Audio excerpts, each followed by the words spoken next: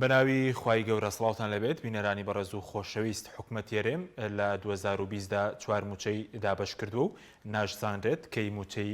مانگیدا دابەش دەکرێت تا هەروەها تاوکو ئێستاش 320 میلیارد دینارەکەی بەغداد نەنێدراوە. لە بەرنامەی ئەمڕۆ گفتوگۆ لەسەر ئەم پرسە دەکەین و دەپرسین ئەگەر حکومەتێک نەتوانێت موچە دابین کات دەکرێت ناوی بنرێت حکومەتێک، حکومەت ئەگەر نەتوانێت موچە دابین کات خزمەتگوزاری دابین کات ئەی ئەرکی چییە؟ لەگەڵ بەڕێزان دکتۆر کاروان حەمەساڵح پسپۆڕی کارگێری و ئابووری لە سودوی سەرکی هەروە لە هەولێرەوە ڕووپاگ ئەحمەد ئەندامی پەرلەمانی کوردستان قسە لەسەر ئەم پرسە دەکەین.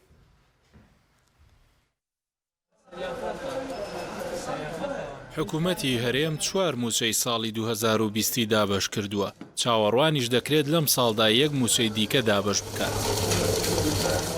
هاوشێوەی ساڵانی پێشوو 2020 ساڵێکی پڕمەینەتی بوو بۆ هاوڵاتیان و موچەخۆران. حکوومەت لەم ساڵدا موچەی مانگی 1 بە تەواوی داوە و موچەی مانگەکانی 2، 3 و 9 بە لێبڕینەوە دابەش کردووە. لە دەرەوەی یاسا و بەبێ گەڕانەوەش بۆ پەرلەمانی کوردستان کابینەی نوێم موچەی هەریەک لە مانگەکانی 4 و 5 و 6 و 7 و 8 خوارد. حکوومەتی هەرێم وێڕایەوەی چەندین سەرچاوەی داهاتی هەیە، بەڵام موچە بە لێبڕینیشەوە لە کاتی خۆیدا دابەش ناکات. بەمەش نیشانەی پرسیاری لەسەر خۆی دروست کردووە. ئەم پێم وایە هەر کەسێ هەنگاوی جددی بدە. لەوبارەیەوە کارگێڕی ئەنجومەنی سیاسی کۆمەڵی ئیسلامی ڕای دەگەێنێت حکوومەتێک موچەی 2 مانگی پێدابین نەکرێت دەکرێت ناوی بنرێت حکوومەت. لە نووسینێکدا محەممەد حەکیم کارگێڕی ئەنجومەنی سیاسی کۆمەڵی ئیسلامی باس لەوە دەکات لە ئێستادا عێراق بە دۆخێکی ناجێگیردا تێدەپەڕێت. ئەمەش بە هەردوو دیوی سلبی و ئیجابی کاریگەری لەسەر هەرێمی کوردستان دەبێ و پێویستی بە پلانە، هەرێمیش ئەو پلانەی نییە. محەممەد حەکیم پرسیارێک دەکات و دەڵێت گریمان حکوومەتی کازمی موچەی ئەم مانگە و مانگی داهاتووشی نارد. حاڵی حکوومەتی هەرێم هاتبێتە سەر ئەوەی موچەی 2 مانگی پێدەستەبەر نەکرێت دەکرێت ناوی وەک حکوومەت بهێنرێت. محەممەد حەکیم کارگێڕی ئەنجومەنی کۆمەڵی ئیسلامی دەشپرسێت ئەگەر حکوومەتی عێراق لە داهاتوودا کەوتە دۆخێکی تایبەتەوە کە نەیتوانی هیچ بڕەپارەیەک بنێرێ، ئەم حکوومەتی هەرێمە چۆن موچە دابین دەکات؟ گەردەشتوانێ بێ بەغداد موچە دابین بکات ئەی ئێستا بۆ نایکات. کێشەکە زۆر قوڵترە لەوەی کە هەیە. لای خۆشیەوە بریکاری پێشووی وەزارەتی دارایی عێراق 2 چارەسەر بۆ کێشەی موچە پێشنیاز دەکات. دکتۆر فازڵ نەبی بریکاری پێشووی وەزارەتی دارایی عێراق بە دەنگی ئەمریکای ڕاگەیاندووە لە ئێستادا 2 چارەسەر لە بەردەم حکوومەتی هەرێم هەیە. ئەو 320 میلیارە یاساییە کە دەدرێتە کوردستان ئەوە چارەسەرە خێراکەیە. بەڵام ئەگەر هاتوو ئەوە نەکرا چارەسەری دووەم ئەوە دەبێت حکوومەتی هەرێم بە زووترین کات وەفدێکی هونەری شارەزای خاوەن ئەزمون لە بواری دارایی و نەوت بنێرێتە بەغدا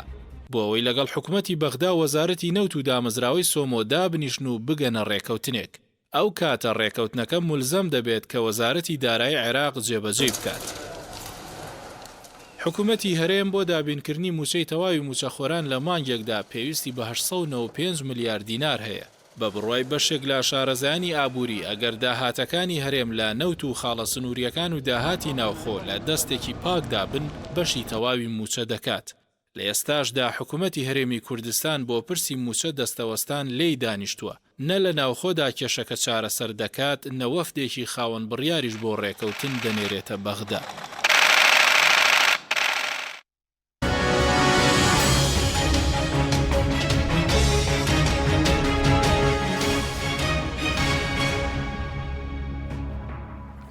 جارێکتر سڵاوتان لەبێت بینەرانی بەڕێز، سوپاس بۆ میوانەکانمان کاکە دکتۆر بەخێر بنەگەر لە بەڕێستانەوە دەست پێ بکەین سەبارەت بەوەی کە هۆکاری حکوومەت هەرێم نە لە ناوخۆ کێشەی موچە چارەسەر دەکات و دەچێتە بەغداش وەفدێکی باڵا بچێتە بەغدا و کێشەی موچە لەگەڵ عێراق یەکلا بکاتەوە هۆکارەکەی چییە؟ سەرتا سوپاس بۆ جەناب مامۆستا حەکیم، ڕۆسڵام هەیە بۆ بیسەران و بینەرانی پێیان، بۆ میوانە بەڕێزەکەش لە هەولێرەوە. لە ڕاستیاوە چەند ڕۆژێکە بەغدا ئەو بڕیاریە لە پەرلەمانەوە بە بڕیارێکی یاسایی ئەزانێەوە بڕیارێکی ئەزانێت کە لە بەرامبەر کۆمەڵی بێمتمانەی حکوومەتی هەرێم لە بەرامبەر ڕێکەوتنەکانی لەگەڵ بەغدا ئەمەی کردووە.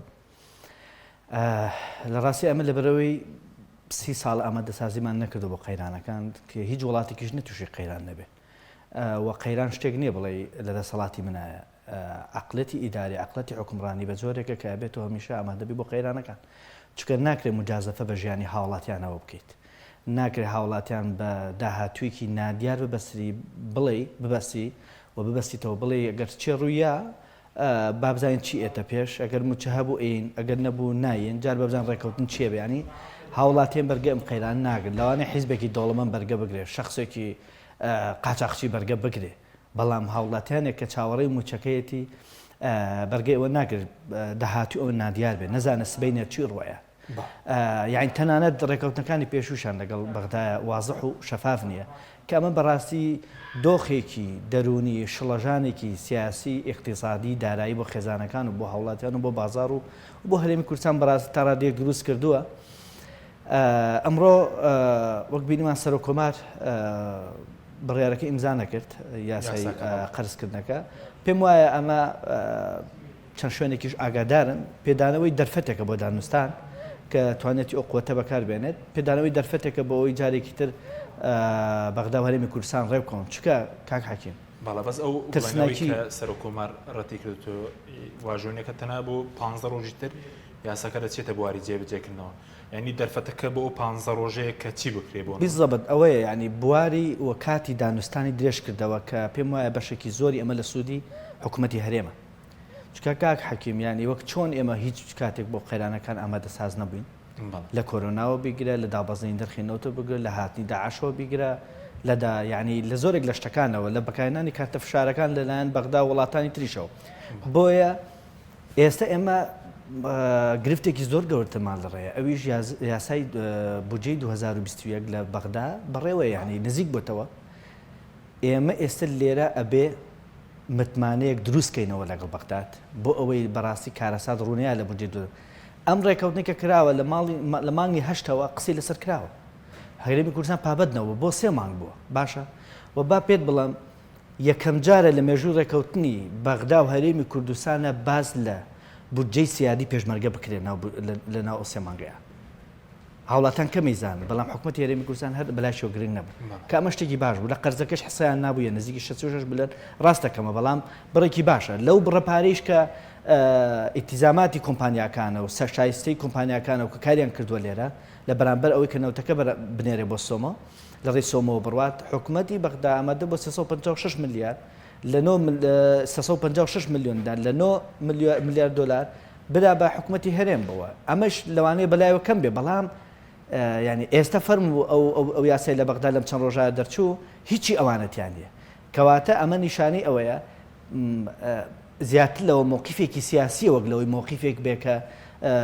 یاسایی یان با بڵێن دارایی بێ مووقیفێکی سیاسی بەرامبەر بە نەهاتنە پێشەوەی حکوومەتی هەرێم ڕەتکردنەوەی ئەم یاسایە هەنگاوێکە بۆ ئەوەی جارێکتر ئەم بتمانێت دروست کرێتەوە چونکە بەڕاستی 15 ڕۆژەدا دەکرێت مەسەڵەن خەڵک بڵێن ئەو چەند ساڵە ڕێک ناکەون ئەو 15 ڕۆژێک کە دەرفەتی یاسای قەرزەکە دەچێتە بواری جێبەجێکردنەوە دەکرێت وتوێژ بکرێ کاک حەکیم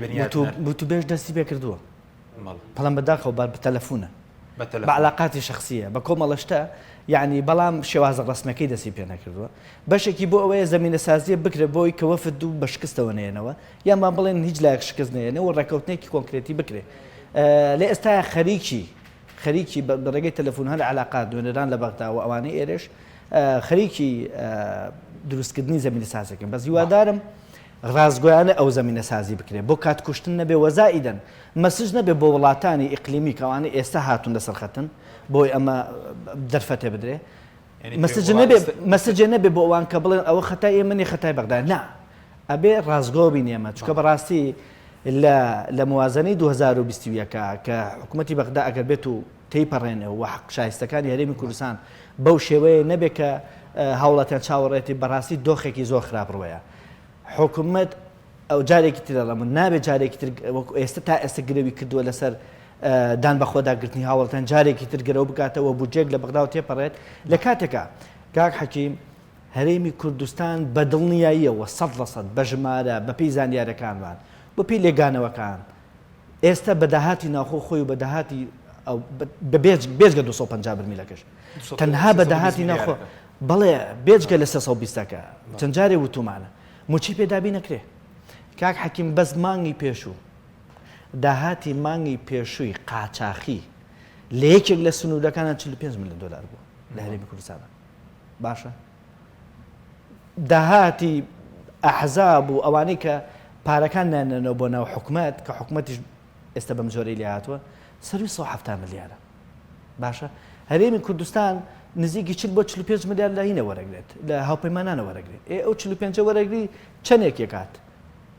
یعنی تقریبا 1/5 ئەوەی بەغایە خۆشت نزیکی 300 ملیارد هەیە داهاتی ناخۆ 400 ئەو ملیار داهاتت هەیە هی ناوتەکە بەشەکە بەڵام لێرە ئەمانە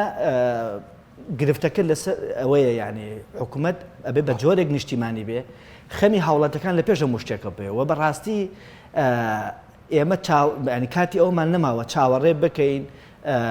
بڵین چاکسازی لە حکوومەتا بکەین چونکە کاتێکی زۆریەوێ ئەبێ هەرێمی کوردستان هیچ جەرگایکی لە بەردەمان ئەبێ ڕێککەوتنێ بکە هەتاوەکو ناخۆ خۆی ڕێگە خاتەوە. سپاس دەکەم ڕووپاکخان جەنابیشت بە خێر بێ سەبارەت بە مەسلەی دابەشکردنی موچە خۆتان ئاگدارن حکوومەتی هەرێم بۆ موچەکانی 2020 تاکو ئێستا موچەی مانگیەکی بە تاواتی دابش کردووەروە موچەی مانگی 2 3 بە لێبرینەوە مانگینەوە 5 مانگیشی بڵێن هەر خۆیان خواردیان و نیاندا بە موچە خۆران پێشبینی چییە بۆ مساڵ هیچ موچەیەک دوو موچە یەک موچەی تر دەدرێت؟ بەناوی خوای گەورە و میهرەبان سەرەتا زۆر سوپاس و زۆر سوپاسی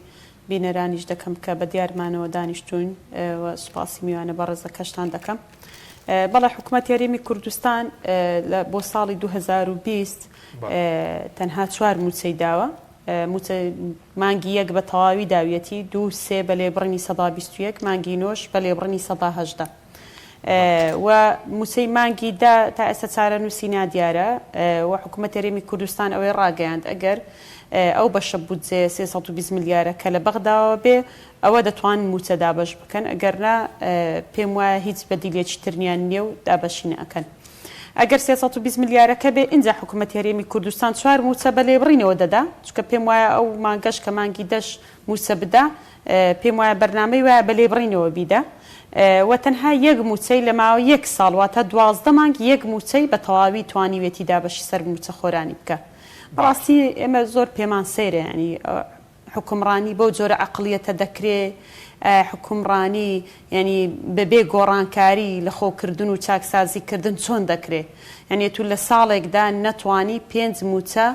بە تەواوی بەبێ لێبڕین لە کاتی خۆی بدەی بە فەرمانبەران ینی لە کاتێکدا ساڵ 12 مانگە بەڵام حکوومەت هەرێمی کوردستان لێ بۆ بە 5 مانگ بۆیە بەداخەوە ئێمە بەتایبەت لەم چەند مانگەی کۆتایی و بەتایبەت ئەو ماوەیە کە یاسای قەرز یاخود دەتوانین بڵێن یاسای پڕکردنەوەی کورت هێنانی دارایی لە پەرلەمانی عێراق کە دەرچوو بینیمان بە چەند بژاردەیەک ئەگەر حکوومەت هەرێمی کوردستان نەگاتە ڕێککەوتن 320 ملیارەکە نایە. بەڵام ئێمە لە پەرلەمانی کوردستان داوای دانیشتنێکمان کرد کە بە پەلە پەرلەمانی کوردستان کۆب بێتەوە و نوێنەرانی حکوومەت هەرێمی کوردستان بێنە پەرلەمانی کوردستان ڕوونکردنەوە بدەن لەسەر ڕێککەوتنیان لەگەڵ حکوومەتی عێراقی و بەغدا ئایا ڕێک دەکەون یاخود نا حکوومەت هەرێمی کوردستان لەو بژاردانەی لە یاسای قەرز هەیە بە کامیان دەتوانێت ڕێک بکەوێت بەڵام بەداخەوە ئەو دانیشتنەش نەکراوە ئەو کۆبوونەوەیش دواخرا پێمان سیر بوو ینی ئەو مؤسساتانەی هەرێمی کوردستان بە تەمای چین ینی هەم سەرۆکایەتی هەرێمی کوردستان هەم حکوومەت هەرێمی کوردستان هەم پەرلەمانی کوردستان لە کاتێکدا دەبینین خەڵک لەبەر هەژاری و نەداری خەڵکمان هەیە لە برسان دەمرێ خەڵکمان هەیە بۆ نمونە کوشتن و بڕین زیادی کردووە لەبەرەوەی کە بێکاری نییە ینی لە حکوومەتێک 4 مانگ موچەی داوە لە کۆی 11 مانگ ینی هێشتا مانگێکمان ماوە بۆیە ئێمە بەڕاستی پێمان سەیرە حکوومەت نیازی چییە و پەرلەمانی کوردستانی چۆن ڕقابە دەکایانی چۆن چاودێر دەبێت بەسەر ئەم جۆرە حکوومەتەوە هەر بۆیە ئەوەش بۆ هۆی ئەوەی کە ئێمە داوای پرساندرمان کرد بەڵام بەداخەوە بەڵێ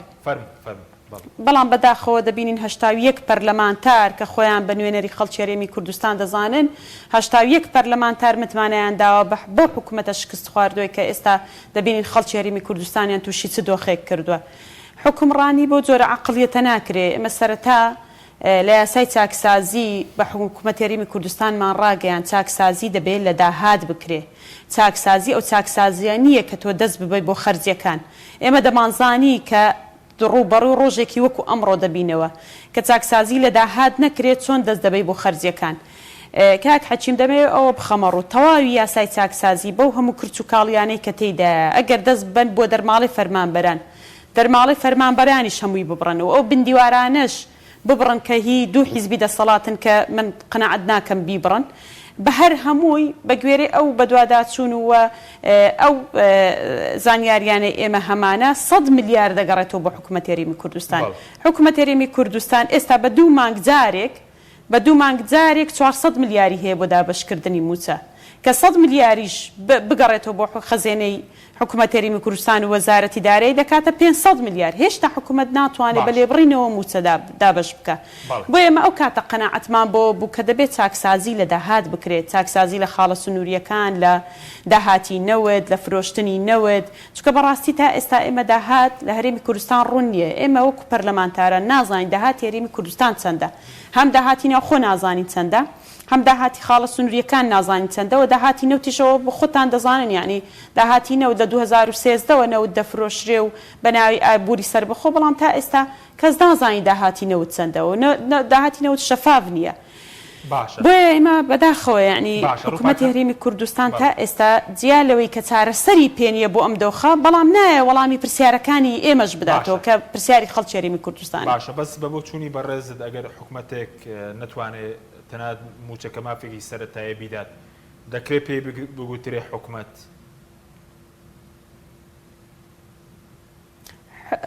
کاکچیم ئەوە پێی ناگوترێ حکومڕانی یعنی ئەوە پێی ناگوترێ حکوومەت خۆی حکوومەت مؤسسەی حکوومەت دامەزراوی حکوومەت لە هەموو دنیا بۆ چییە بۆ ئیدارەدانی خەڵک و خزمەتکردنی خەڵکە بەڵام بەداخەوە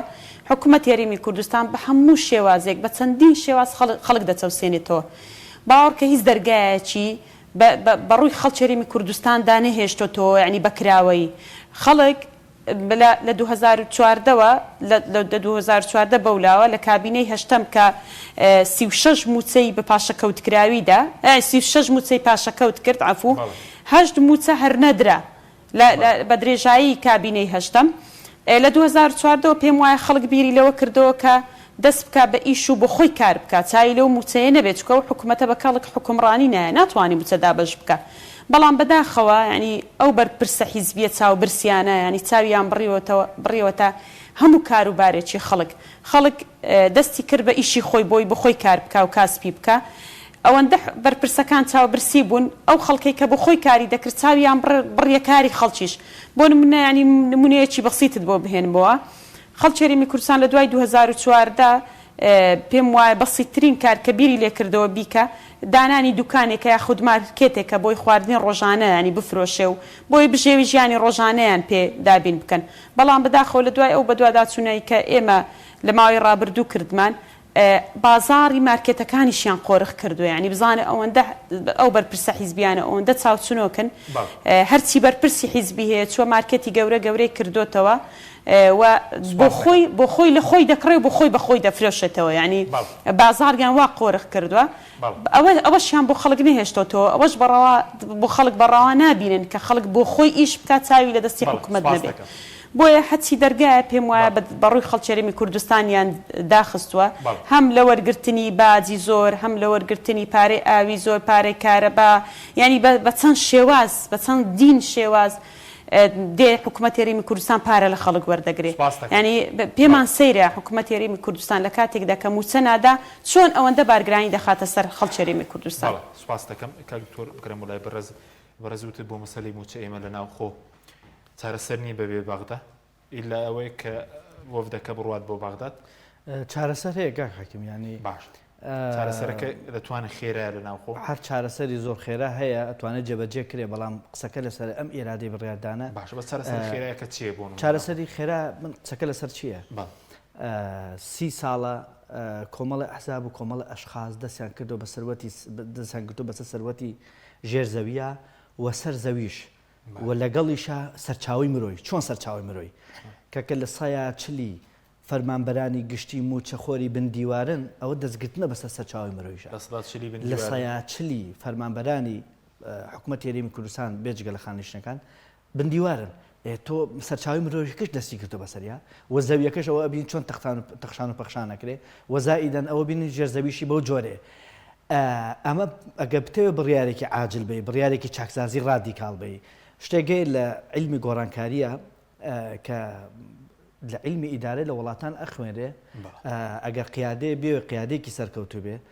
پێوتە ترانسفۆرمیشنال لیدەرشیپ یان جۆرێک لە سەرکردایەتیکردنە کە ئەبێ گۆڕانکاریکی ڕێشەییکە لە دۆخێکی ئاوایە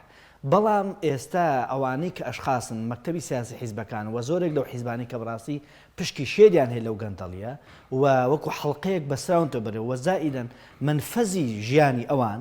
و هەوای ئەوان بۆتە ئەو گەندەڵیە بۆیە کۆتایی هێنان بەوە یان با بڵێن دەستبردن بۆ ئەوە چکە زەرمەند دەبن پێم وایە ئاسایشی کۆمەڵاتی و سیاسی شتێکەچێ ئەمە باواقعی بین یعنی ناتوانن نەحکومەت و نە هیچ حیزبەتە چکە بەڕاستی هەرێمی کوردستان چۆن سەروەتەکەی بەشبەش کراوە چۆن دەواازەکانی بەشبەش کراوە سەروەتی مرۆیەکەی بڕیارەکانی دابش کراوە هەموو شتێکی دابش کراوە بۆیە ڕێگاکە ئاسانە بڕوا بکە بە چەند بە کۆمەڵە ڕێنمایی و بڕیار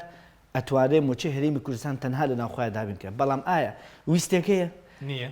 یعنی لە ڕووی علمیەوە کاکەین شتێک هەیە لە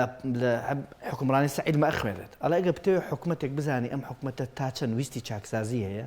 پێویست ناکە بڵێ وەڵی قسەی جوانی کرد یا ئەمڕۆ بڕیارێکی جێبەجێگرن قاعدەیەکی زۆر ئاسانەیە سەیری داتاکانی حکوومەتکە ئەگەر داتاکانی زانیارەکانی شەفافەتی زیای کرده بوو ڕێژەی شەفافەکەی چەند زیای کرده بوو ڕێژەی ویستی چاکسازەکەی بەونە ئەپێوی ئەمە قسەی منێ قسەی زانستیە یعنی هیچ شتێک نییە تۆ بڵێ وەڵایی چاکسازیەکەین چاکسازیمان کرد چۆن کرد نا شەفافێت دەورە بینێ ئایا لەم حکوومەتەیە ڕاستە کۆمەڵە بڕیاری چاکسازی دەرکراوە بەڵام ئایا دەست براوە بۆ ئەوەی کە بە تاوەتی دەرکەوێت داهات یعنی ئەو قاچاقی کە لە سنوورەکانەوە کرێت چەندێک نەزیفی دارایی تووشی هەرێمی کوردستان کردووە ئایا دەستکەوتۆ داهاتی ناوخۆی بۆ ئێستا لەم لاولا دەستمانەکەوێت 300 ملیارە باشە 300 میلیارد دینارە ئایا ئەم ڕقەمە چۆن ساحب بکەینەوە باشە شەریکێکیان هێنا بۆ وردبینی لە داهاتینەوە نەوتە ئەزانم شەریکە بەرپرس نییە بەرامبەر بە نوێنەرانی گەل بەرپرس نییە بەرامبەر بە حکوومەتیش کۆمپانیای دوێ دەڵێت تەنها بۆ ئەنجومەنی نەوت و غاز بس بۆ یەک ئەنجومەنە بۆ یەک ئەنجومەنە و ئەو ئەنجومەنە نازانم ئیشان چێ بەڕاستی بۆیە ناشەفافێتەکە ئەبێ ئەب شەفافێتە زیاد بکرێت کە شەفافێت زیادکراتی ئەگەی کە ویستێکی چاکسازی زووتت بۆ ناوخۆ لەگەڵ بەغدا ئێستا باشین ڕێگە چارەکە خێرایەک لەگەڵ بەغدادا باشترین چاسە لە ڕێگە بەغدا ئەزانی چۆن ئەبێ کۆمەڵی لێدوان و کۆمەڵێ تەداخولی خەڵکی حیزبی نابەرپرس دوور بخرێتەوە لەم فەزای دانوستانە چکە بەڕاستی لە دانوستانی پێشوا بینیمان لە پڕ حکومە بەیاننامەیەکی دەرکرد و وەزارەتی دارایی عێراق بەیاننامەیەکی گرژیە دروست بوو یعنی شتێکی خراپ ڕوویە بۆی ئەبێ زەمینەسازی بکرێت زەمینەسازی بکرێت من ئەو کاتێک کە ئاشتی هەورامی ئەو کاتی دڵتیقەت بن ئەو کاتێک هەرێمی کوردستان و بەغدا خەریب بۆ کەوتنە ڕێکەوتن ئەو لە ساتی ڕێکەوتنەکە لێدوانێکی ئەیە بۆی هەڵی وەشێنێتەوە بۆیە بەڕاستی کاک ئینجاری وا هەیە لێدوان هە بۆ شەڕ یەکێک لە جەنگەکانی ناوخۆیی جەنگی جیهانی کە ئەو هەموو بە ملیۆنان کوشتاری هەبوو بۆی لێدوانێکەوە بوو بۆیە ئەبێ زەمینە سازیە بکرێەوە بە شێوازێکی جیاواز مامەڵە کرێ لەگەڵ ڕابردووە شێوازێکی جیاواز مامەڵک لەگەڵ بەغدا لە ڕووی دانوستان لە ڕووی هاتنە پێشەوەکە دانوستان چەند جۆرێکەیە کاک حەکیم شەش جۆری هەیە یەکێک لە جۆرەکان بۆ نمونە ئێستا وڵاتێکی وەکو زلهێزی وەکو ئەمریکا تۆ ناکرد دانوستانێک وا بکەی ئەینی خۆ فەرزکەی ئەوە توانێت فەرزیکان لە کوێش نهاتیتە ژێربار قووەت بەکارێنێ قووەتەکەی زۆر جار هەر نەک چەکش ناگاتە چەک چکۆنە ئێمە خاوەنی هێزی بن بۆم ئەوەی کە لەگەڵ ئێرانێکە لەگەڵ شوێنێکاییگە یعنی کۆمەڵ ئاماژەیە ئیتە تۆی بێتە ئەمە جۆرێکە لە دانوستانێکە نە هەماهەنگیە نە لێکتێگەیشتنە بەڵکو بە زۆرە بە زەختە ئێمە لەگەڵ بەغدایە ناتوانین بە زەخت شتی پێ بکەین با ئەمە لەمە تێبگەین بەغدا ناوەندێکە لە ڕووی دەستوریەوە پشتیوانیەکێ ئێمە یەک جۆری دانوستانمان بۆ ماوەتەوە لەگەڵ بەغدا دانوستانێکە ئەوانەی کە ئەچن بۆ دانوستان دەبێ بزان ئێمە پێویستم بە هەماهەنگیە کۆپەرێشنە پێویستم بە دانوستانێکە هەماهەنگی دروستکات لە بینی بەغدا و هەرێمی کوردستان نەک هەماهەنگیەکە لەسەر بنەمای شخص و علاقاتی شخصی بێ بە تەلەفۆنێک تێک بچێت سوپاس دەکەم ڕووپاک خان سەبارەت بەوەی کە بەڕێز وتت ئەوەی هەیە حکوومەت نییە بە سەبارەت بەوەی کە ئێستا ئێمە موچەمان نییە خزمەت گوزاریمانە خۆ دەزانیت سەرکوتکردنی ئازادی هەیە ئەم حکوومەتە بۆچی دەست لە کار ناکەێت شێوەز بە بەرپرسارەتی بکات حکوومەتێکی نوێ تەشکیل بکرێت کەسانێکی نوێ بێنە شوێنی بەوەی کە گۆڕانکاریەک بکرێت بەڵێ وڵا حکوومەت هەرێمی کوردستان حەق بۆ خۆی ینی بێ ڕای بگەێنێ کە ناتوانێت ئیدارەی خەڵکی هەرێمی کوردستان بکە چکە حکوومەت نەتوانێت نیوەی موچەی مانگەکانی ساڵی 2020 بدا دەبێت بۆ خۆی ینی قەنەعەتی بۆ بێ کە فەشەلی لە حکومڕانی هێناوە و بە خۆی ڕای بگەێنێ ئەو حکوومەتە بە زۆرینەیەکی پەرلەمانی متمانەی پێدراوە و زۆری نەستەمکارێک کە لە ئەنجامی تەزویراتێکی زۆر لە سندوقەکانی دەنگدان بەدەست هاتووە ئەو حکوومەتە ئەو زۆرینەیە بەکاردەهێنێ بۆ چەسانەوەی خەڵک بەڵام بەداخەوە لە پەرلەمانی عێراق لێرە باز لەوە دەکەن کە لە پەرلەمانی عێراق زۆرینەیەک وا دەکا کە موچەی موچەخۆرانی هەرێمی کوردستان ببڕدرێ بۆچی تۆ لێرە ئەو زۆرینەیە بەکاردەهێنی متمانە دەدەیەوە بە کابینەیە کە نەتوانێت موچەی حەوت مانگی موچەخۆران لە ساڵێکدا بدات بۆیە بەداخەوە حکوومەت هەرێمی کوردستان پێم وایە هیچ ئاسۆیەکی ڕوون لەو حکوومەتە چاوەڕوان ناکرێ هەتا بڕیاری چاکسازبوونی حیزبەکانی بەشدار لە حکوومەت نەدات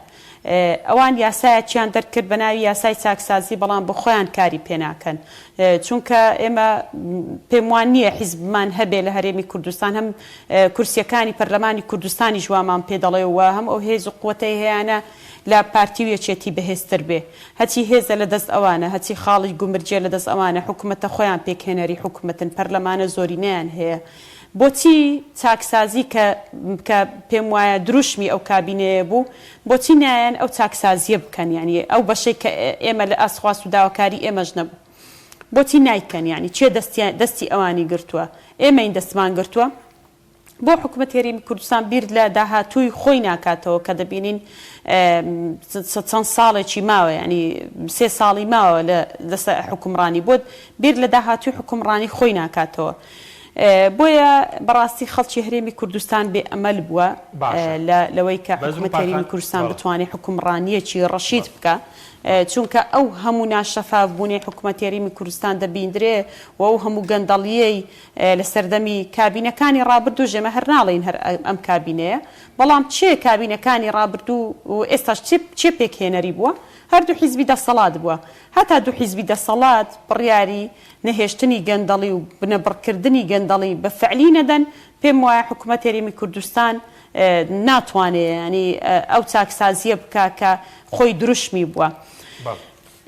حکوومەت هەرێمی کوردستان گەر بیویست بە موچەخۆران عیلاج بکە پێم وایە ڕێگای تر هەبوو یعنی لە بەردەمی بۆ موچەی ئەو مانگە حکوومەت هەرێمی کوردستان کە ئێمە لە قانونی چاکسازی لە مادەیەک لە مادەکان جێگیر کرا وەرگرتنەوەی قەرزی سەرمایەداران بوو کە کەوتۆ قەرزی حکوومەت کەوتۆتە سەر سەرمایەداران لە لای سەرمایەدارانە کە بڕەکەی 750 ملیۆن دۆلارە دەکا موچەی یەک مانجی موچەخۆران بۆچی حکوومەت هەرێمی کوردستان ئەو هەنگاوانانە ناچێ قەرزی سەرمایەداران وەرناگرێتەوە بەڵام دەبینێ سەرمایەدارەکان هەموویان لە بەرژەوەندی حیزبە دەسەڵاتدارەکان کاریان کردو یاخود سەر بە دوو حیزبی دەسەڵاتن بۆیە ئەم هەنگاوەش نانێ حکوومەت هەرێمی کوردستان ئێمە چەند ڕێگە چارەیەکمان پەرلەمانتاران داوەتە حکوومەت هەرێمی کوردستان کە بتوانین موچە دابین بکە یەک لەو ڕێگە چارانە ئەو هەموو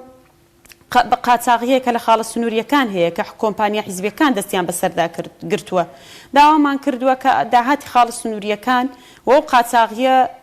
بوەستێنرێ داهاتەکەی بگەڕێتەوە بۆ خەزێنەی دەوڵەت و خەزێنەی وەزارەتی دارایی بەڵام بەداخەوە حکوومەت هەرێمی کوردستان ئەو هەنگاوەشی نەناوە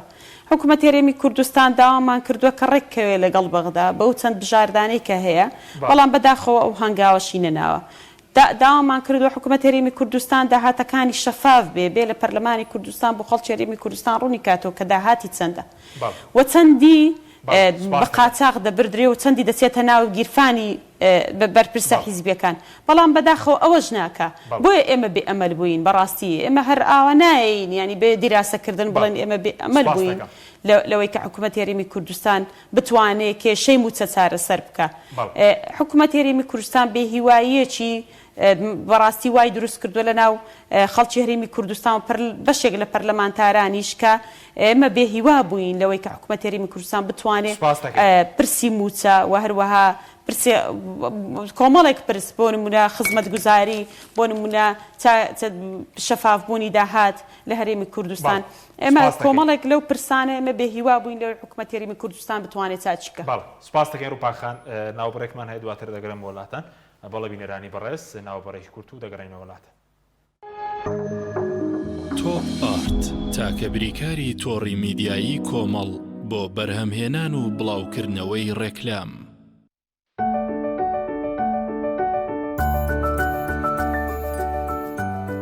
ڕاستە هەستی دایک بوون زۆر جیاواز و چێژبەخشە، بەڵام بەرپرسیارەتێکی قورسیشە. ئەرچی دایک پاراستنی تەندروستی و گەشەکردنی منداڵەکەیەتی. باشترین خۆراک بۆ منداڵەکەی شیری دایکە، بەڵام لەبەر هەر هۆکارێک دایک نەتوانێت لە شیری خۆی بە منداڵەکەی بدات، باشترین جێگرەوە کۆنفیلاکە.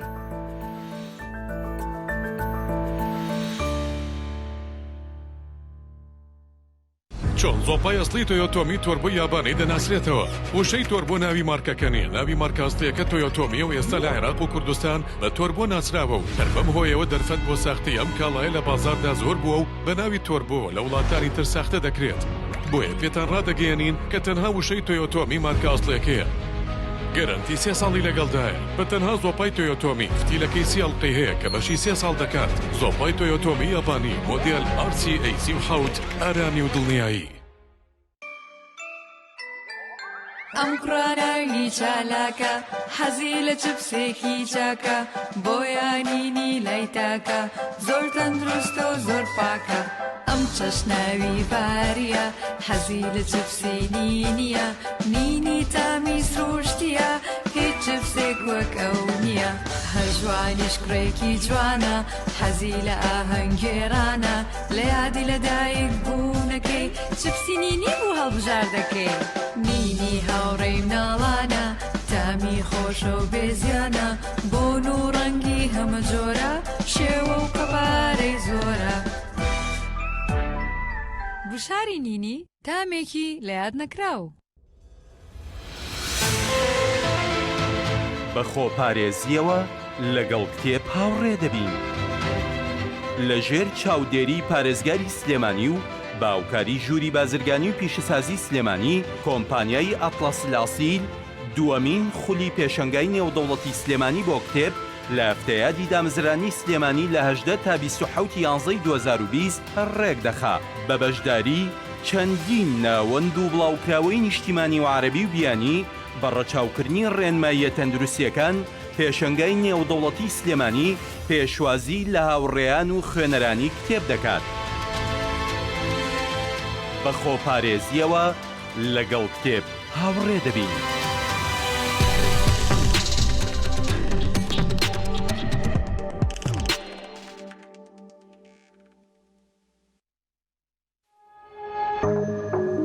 تۆپ ئارت تاکە بریکاری تۆڕی میدیایی کۆمەڵ بۆ بەرهەمهێنان و بڵاوکردنەوەی ڕێکلام.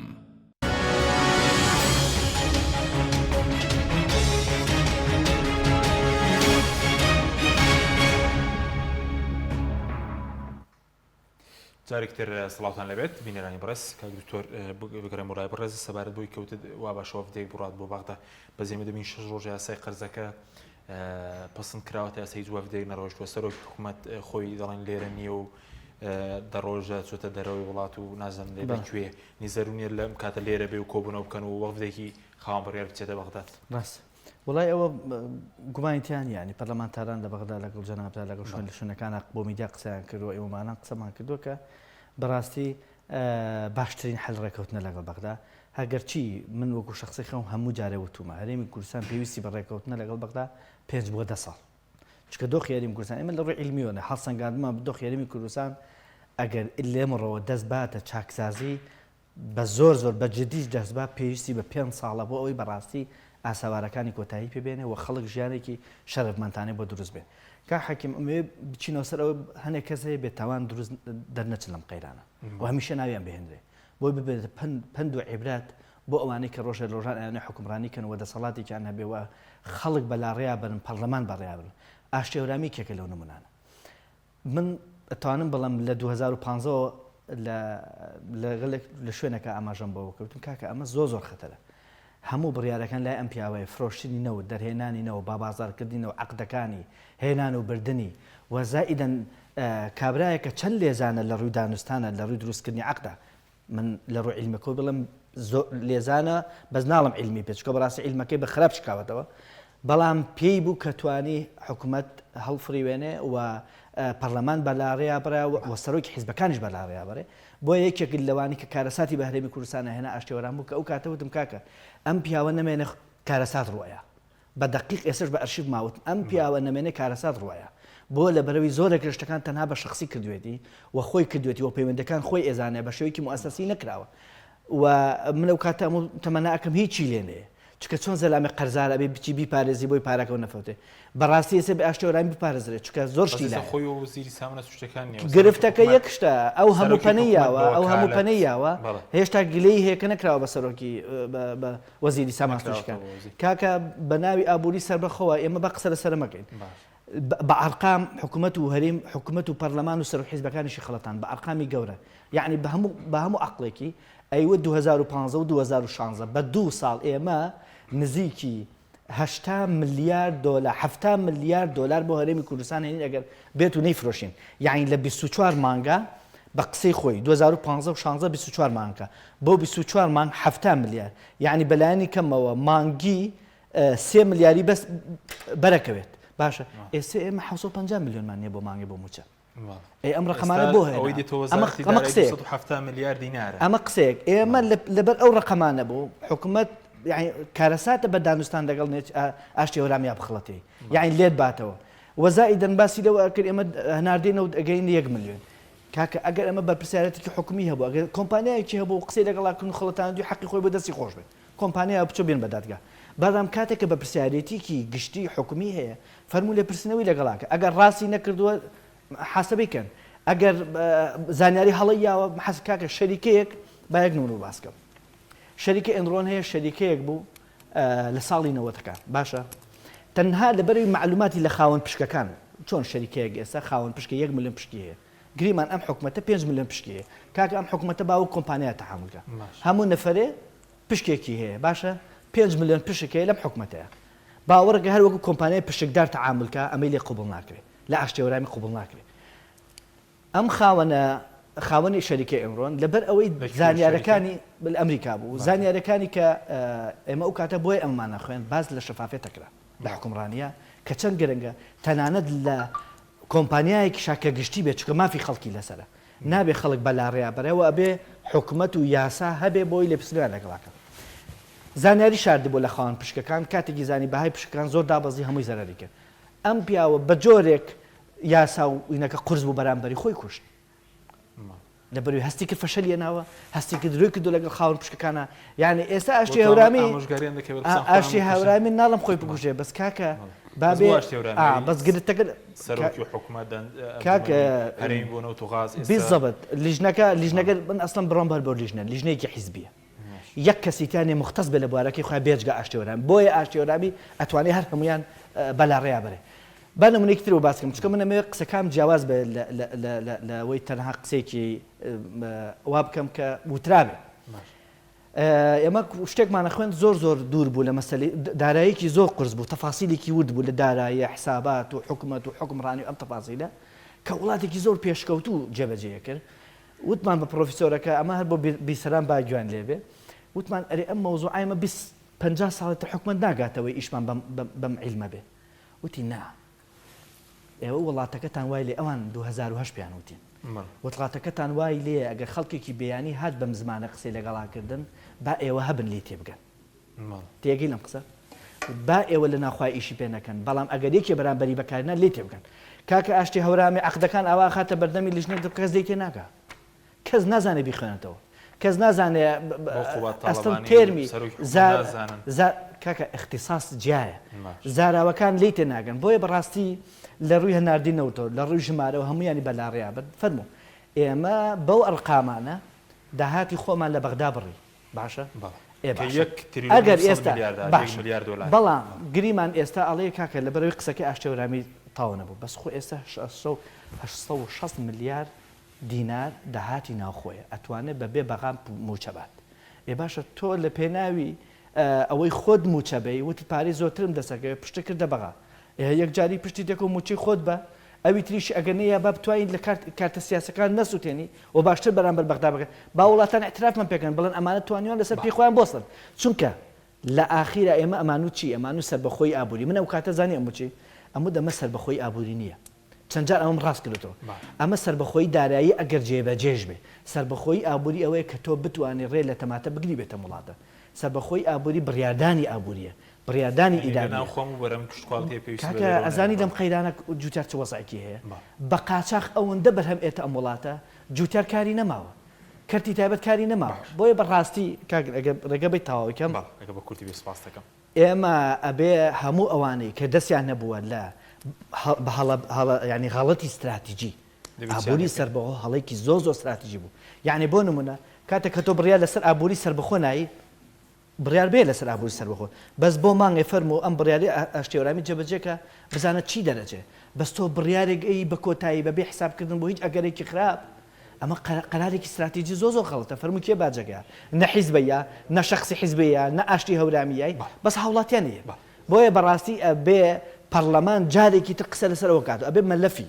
ئابووری سەربەخۆ ئەو بڕیارە استراتیژی ئەو هەڵە استراتیژیە ئەبێ پەرلەمان بیوروژێنێتەوە ئەوانەی تاوانبارن لەو قەزیە پەرلەمان و حکوومەت و خەڵکیان بە هەڵەدا بردووە ئەبێ محاسەبە بکرێت سوپاس دەکەم ڕووپاکخان بگەڕێمەوە لای بەڕێزت سەبارەت بەوەی کە بەڕێزوتت ئێستا بۆ نمونە موچەوەک و پێویست نییە سەرڕایەوەش کەیمە جگە لە موچەخۆر بڵین خەڵکی تریشمان هەیە کە ئێستا 1,950,000 لە کۆی 6 ملیۆن موچەخۆرە خەڵکەیە هیچ موچەیەکی نێوی شەرکاری نەماوە بەڵام باج و ڕسومات بۆچی ئەوەندە زیادی کردووە بەڵێ کاک حەچیم خۆی جگە لەوەی کە موچە نییە وەکو باس کرد خەڵکێکی شێ موچەی نییە ینی هەر موچەخۆر نییە بەڵام دەرفەتی کار نییە ئێمە بۆ ئەوە ڕێگە چارێک من خۆم 6 مانگە کار لەسەر ئەو کۆمپانیایانە دەکەم وەکو ڕێگە چارێک بۆی بیدەمە حکوومەت ئێستا لیژنەشمان لە پەرلەمان لەسەری پێکهێناوە کە من 6 مانگە کار لەسەر ئەوە دەکەم چەند کۆمپانیا هەیە لە هەرێمی کوردستان چکە ئێمە دەبێ بەدیلمان هەبێ ناکرێ ئێمە هەر قسە بکەین و ڕێگە چارەمان نەبێ من لە کۆی ئەو بەدواداچوونانم ئەو ئەرقامی وەرم گرتووە 28,800 کۆمپانیا لە هەرێمی کوردستان هەیە 3,300 بیانیە 25,000 کۆمپانیای ناوخۆیە من پێشنیارێکم داوەتە حکوومەت هەرێمی کوردستان خۆشبەختانە ئێستا لە پەرلەمانی کوردستان لیژنەیەکمان لە لیژنەی ڕۆشنبیری لیژنە چلاوەچیمان لەسەر ئەو پێشنیارانە پێکهێناوە کە حکوومەت هەرێمی کوردستان کۆمپانیاکان لە ڕێی بڕیار و ڕێنمایی ئەگەر پێویست بکە لە ڕێی دەرچوونی یاسایەک مولزەم بکە لە کاتی تەسجیلیان لە کاتی تەسجیلیان لە وەزارەتی بازرگانی مۆڵەتی کارکردنیان پێ نەدرێ تەنها مولزەم بکرێن بەوەی کە 175 کرێکاری خۆماڵی دابمەزرێنن لە کۆمپانیاکەیان اینجا بەگوێرە ئەو ڕێژەیە کە کاری پێ دەکەن من ئەو پرسیارم لە سەرۆکی ئەنجومەنی وەزیران بەزارەچیش کرد کە هات بۆ پەرلەمانی کوردستان وتم ئێوە ئایا کۆمپانیەکانتان بەو ڕێژە زۆرەی کە هەیە لە هەرێمی کوردستان مولزەمتان کردو بۆی کرێکاری خۆماڵی کار پێ بکەن وتی ناتەنها پێمان گوتون ئەخە پێگوتن چۆن دەبێت چۆن دەبێت حکوومەت هەرێمی کوردستان بیر لەوە نەکاتەوە کە ناتوانێت موچە بدا بتوانێت هەلی کار بڕەخسێنێ بۆ گەنجان و دەرچوانی زانکۆ پەیمانگاکان کاک حەچیم لە دوای بەدواداچوونم لە 2014ەوە کە بە هیچ دەرچوێتی زانکۆ مەگەر ئەوەی کە بە قبول خاص هەبێ یان ئەوەی کە واستەی هەبێ دانەمەزراوە بە فەرمی ڕێژەیەکی یەکجار زۆر کە ساڵانە نزیکەی 50,000 قوتابی تەخەڕوز دەکات واتە دەرچووی زانکۆیە تەخەڕوز دەکات پرسپۆڕی خۆی کاری دەست ناکەوێت بەشێکی زۆر کەم کاری لە کەرتی تایبەت دەستکەوتووە لە دوای ئەو بەدواداچوونەمان بەدواداچوونەی منووە زۆر خۆم پێوە ماندوو کرد گەر تەنها ئەو یاسا و بڕیارە دەرچەیە خود بە بڕیار و ڕێنماییش دەتوانێت دەربکرێت لە ئەنجومەنی وەزیران تەنها ئەوەندە دەربکرێت کە کۆمپانیاکان مولزەم بکرێن بە ڕێژەی 175 کرێکاری خۆماڵی کار پێ بکەن یاخود دەرچووی زانکۆ پەیمانگاکان کار پێ بکەن لە چوارچێوەی پسپۆڕی خۆیان ئەوە سەرجەم دەرچوانی زانکۆ پەیمانگاکان لە 2014 بۆ ئێستا دەکەونە سەرکار یعنی ئێستا بۆیە لە پەرلەمانی کوردستان لیژنەیەکمان پێکهێناوە ئەو لیژنەیە هەم ڕاستپاردە دەدەینە پەرلەمانی کوردستان حکوومەت هەرێمی کوردستان حکوومەت کە ناتوانێت موچە بدا دەبێت پلانی تری هەبێ بۆی هەلی کار هەبێ بۆیە ئێستا خەریکی نووسینی راپۆرتێکین بەڵام بەداخەوە من بۆیە دەڵم یعنی بێ ئەمەلم من بەزارەتیش پرسیارم لە سەرۆکی ئەنجومەنی وەزیران کردووە پرسیارم لە وەزیری بازرگانی کردووە وەزیری کۆمەڵایەتی وەزیری کاروباری کۆمەڵایەتی کە باسم لەوە کردووە کرێکە هیچ یاسایەکتان هەیە یاخود بڕیار و ڕێنماییەکتان هەیە لە وەزارەتان دەزانم کە یاسان نیە بەس بڕیار و ڕێنمایی لە وەزارەتان هەیە کە کۆمپانیەکان مولزەم بکەن ئەو بەداخەوە لە ڕێنووسراوی من دەڵێ من داوا دەکەم ئەنجومەنی وەزیران بڕیارێک دەربکە بۆ ئەوەی کۆمپانیەکان مولزەم بکە بە هەلی کار ڕەخساندن بە ڕێژەیەک یعنی بەداخەوە ینی تۆ وەزیرێکبی لە ناو کابینەکە لە ڕێی منەوە داوە لە ئەنجومەنی وەزیران بکەیت بۆیە کابینێ پێم وایە ینی ئەوەندەی کە ئێمە لە چوارچێوە بە دوواداچوونەکانمان پلانی نییە بۆ باشترکردنی ژیانی خەڵک ینی بەداخەوەم بەڵام ئێمە لە هەوڵەکانمان هەر بەردەوام دەبین و ئێمە ئێستا 32 پەرلەمانتار داوای ئەوەمان کردووە ئەو ڕێککەوتنە 50 ساڵیەی کە لە نێوان کابینەی هەشتم کە سەرۆکی ئەنجومەنی وەزیران لە کابینەی هەشتم لەگەڵ وڵاتی تورکیا کردوویەتی بێ ڕێککەوتنەکە لە بەردەم پەرلەمانی کوردستان بخاتە ڕوو چۆنی کردوویەتی و وردەکاری ڕێککەوتنەکان ئێمە ئاگادار بین. باشە کاتم زۆر کەمەوە بەس سەبارەت بە زیادبوونی باجەکان و سەبارەت بەوەش هەر خولەکێک پێ دوایگەر دەستێکی ئێمە کێشەمان نەبوونی دەستێکی پاک و ئەمینە لە داهاتەکان بۆیە ناتوانڕێ موچەش بدرێت بە کورتی قسە لەسەرکە سوپاس دەکەم کاتمان نەما. بەڵێ لە هەر وڵاتێک ئەگەر وڵاتەکە لە قەیراندا بێ دەبێت خەڵکەکەی باج لەسەری کەم بکرێتەوە یاخود پارەی خزمەتگوزاری کەم بکرێتەوە بەڵام حکوومەت یاریمی کوردستان بەداخەوە لە پێناو خۆ دەوڵەمەندکردنی خۆی لە پێناو داپۆشینی عیبی خۆی دێ زیاتر خەڵک یعنی بەرەو بێزاری و بێهیوای و بێ ئومێدی دەبێت زیاتر وا دەکا خەڵک بێزار بێ دێ لەو کاتە ناسک و ناهەموارەدا باج زیاد دەکا کە ئێمە ڕۆژانە سکاڵای هاوڵاتیان دێتە لای ئێمە دێ پارەی ئاو کارەبا زیاد دەکا کاک حەچی مارکێتێکی بچووک ینی سکاڵای بۆ من هێناوە لە ماوەی 3 مانگدا 4 ملیۆنی پارەی کارەبای بۆ هاتۆتەوە کە ئەو 3 مانگە هاوکات بۆ لەگەڵەوەی کە موچە نەدراوە بازاڕینە بۆ خۆی زەرری کردووە 4 ملیۆنی پارەی کارەبای بۆ هاتۆتەوە یعنی ئەمە چ زۆرە حکومڕانیە کە تۆ ئەوەندا دەست ببی بۆ جیرفانی خەڵک و بتەوێت خەڵک بێزار بکەیت بۆیە حکوومەت یاریمی کوردستان دەبێ بیر لەوە بکاتەوە کە خەڵکەکەی تۆزێک متمانە بۆ خۆی بجێڕێتەوە لەلایەن خەڵک ینی خەڵک هەندێک متمانێ بۆ حکوومەتە بێکە دەتوانێت حکومڕانی بکە ئەگەر بەو جۆرە ئەم حکومڕانیە بەردەوام بێ لەو باوەڕەدام کە حکومڕانیەکە ینی ئیدامەی زۆر نابێ یاخود تەمەنی زۆر درێژ نابێ چونکە خەڵکی یاریمی کوردستان مانگێک چاوەڕێ دەکا یاخود ساڵێک چاوەڕێ دەکا بۆی چاکسازی بکرێت کە هەر نەکرا پێم وایە خەڵکیش ئەوەندە تەحملی نامێنێ و خەڵک هەر یعنی سپە و دوو ڕۆژێکە خەڵک دەتەقێتەوە و پێم وایە قبوڵی ناکات. بەڵێ سوپاس دەکەم کاک دکتۆر کاتمان زۆر کەماوە بڵێن خولەکێک سەبارەت بۆی کە بۆچی بەسری لەو سامانی کە بەرپرسان بردویان ناهێنەوە پێی ئەمریکیەتی و بەرهێنان تا ساڵی 2010 30 میلیاردێری دلار لە هەرێمە بوو لە کاتێکە لە 2019 بڵێ سەراستی جیهانی یابان کە سێمین وڵاتی ئابووریە 35 میلیاردێری دۆلاری هەبووە. والله کاک حەکیم ئەو شتانە زۆرە وترێ ملیاردێری ئەو ملیاردێرانە ئەوانن کە لەگەڵ ڕێزمە هەندێکیان دەوانەیە بە شێوەیەکی سروشتی و خۆیان بەکار و هێنی خۆیان بەڵام بەرپرسانی حیزبی و زۆرێک لە تەداخلاتی حیزبی وای کردو کە مەجای نێشتۆتەوە بۆ منافەسەی بازرگانجا لە ڕووی علمیەوە کە منافەسەی بازرگانی نەما ئەو خەڵکی کە کۆمپانیا هەیە نە ئیشی جوانە نە حیج نە خزمەتی خەڵکی کردووە و تەنانەت قۆڵی خەڵکیشی بڕێوە بەڵام ئیشی لەبەرەوە کوشتنی ئەو منافەسە کە